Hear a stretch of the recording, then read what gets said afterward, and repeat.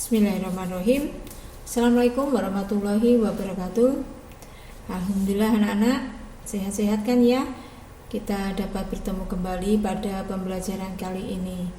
Pada kesempatan ini kita akan melanjutkan pembelajaran tematik, yaitu kemarin kita sudah menginjak tema 9 subtema 2. Sekarang tema 9 yaitu menjelajah angkasa luar. Kita pada subtema yang terakhir, subtema 3, yaitu tokoh penjelajah angkasa luar. Nah, seperti biasa nanti kita akan membahas mengenai pembelajaran 3 dan 4. Sekarang pelajaran 3 yaitu modernisasi teknologi transportasi. Berbicara transportasi yaitu sebelum menginjak apa toh transportasi itu. Nah, perlu kamu ketahui bahwa kendaraan merupakan alat yang digunakan untuk memindahkan manusia atau barang dari satu tempat ke tempat lain. Kegiatan memindahkan barang atau manusia dari satu ke tempat yang lain itu loh yang disebut transportasi. Enak ya? Itu transportasi. Jadi kalian juga harus tahu nak ya, bahwa transportasi sekarang sudah banyak yang modern nak ya. Itu tahukah kamu pendaratan manusia pertama di bulan menyadarkan kita bahwa kemajuan teknologi sudah semakin pesatnya. Enak ya? Sekarang kita lanjut. Perkembangan alat transportasi darat dari tradisional menuju modern. Dari zaman yang masih tradisional menuju zaman yang sudah modern. 1. Perkembangan alat transportasi darat tradisional. Dulu kita bicara mengenai alat transportasi yang masih darat yang tradisional. Biasanya digerakkan oleh tenaga manusia atau hewan. Tenaga manusia contohnya apa nak? Becak. Tenaga hewan kalian tahu apa? Iya, mungkin kalian sudah jarang ketemu yang namanya dokar. Dokar digerakkan oleh tenaga hewan yaitu kuda. Cikar digerakkan oleh tenaga hewan yaitu sapi. Nah, itu.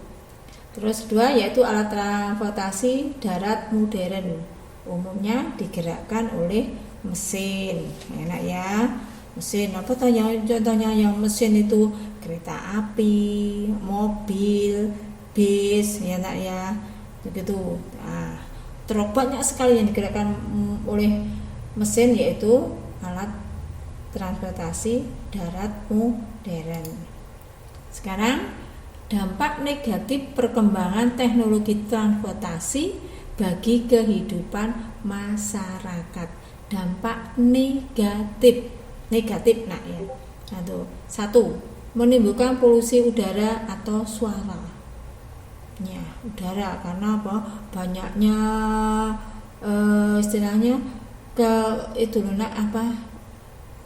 suara yang membuat kita bising, banyaknya polusi udara, kendaraan, sekarang knalpotnya yang kalian mungkin tahu ya, yang dimodifikasi anak-anak muda itu sekarang dihilangi saringannya itu, akhirnya membunyikan suara yang keras, itu menimbulkan polusi udara. Terus 2, karena perkembangan teknologi transportasi bisa menimbulkan kemacetan.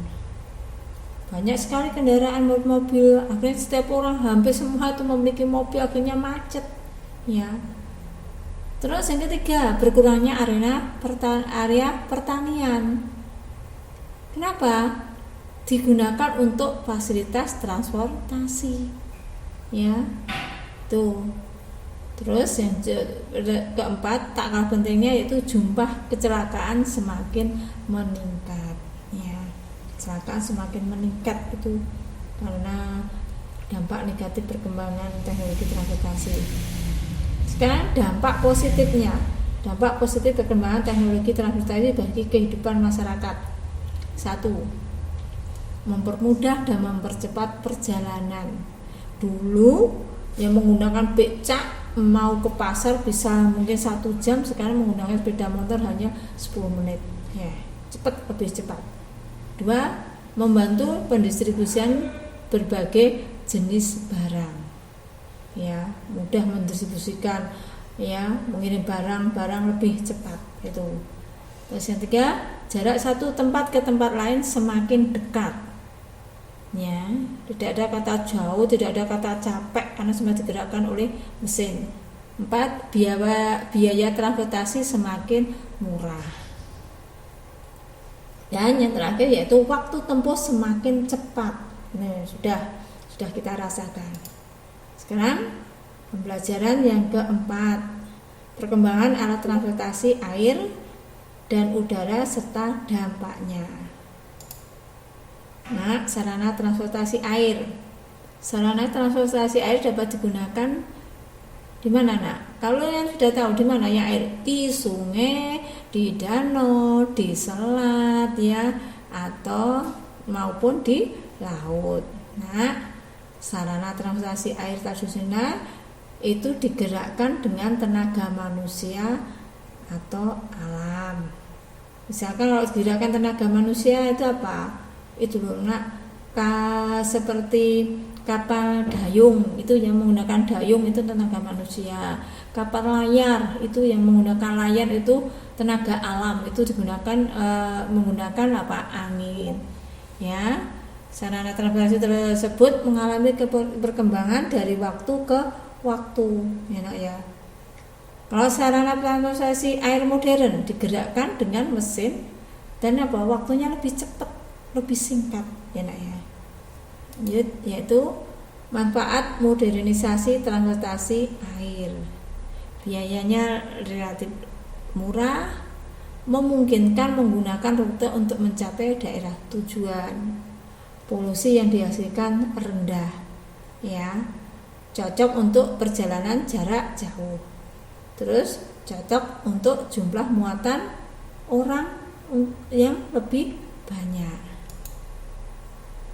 Sarana transportasi udara, tadi air, sekarang transportasi udara. Contoh transportasi udara apa, Nak? Balon udara, pesawat udara, helikopter. Manfaat sarana transportasi udara tuh, mampu menjangkau tempat yang tidak dapat ditempuh dengan alat transportasi darat atau lautnya. 2. Mampu bergerak lebih cepat dan mempunyai lintasan yang lurus, praktis dan bebas hambatan. Terus membuat interaksi budaya lebih cepat ya. Budayanya lebih berinteraksi lebih cepat. Nah, demikian ya yang bisa Ibu sampaikan, kiranya bisa bermanfaat bagi kalian semua. Selanjutnya silahkan mengerjakan kuis pada e-learning. Nah, ya, mudah-mudahan ya kita beri kesehatan, selalu dilindungi oleh Allah SWT. Insya Allah nanti kita bisa bertemu di lain kesempatan. Demikian anak-anak, terima kasih. Wassalamualaikum warahmatullahi wabarakatuh.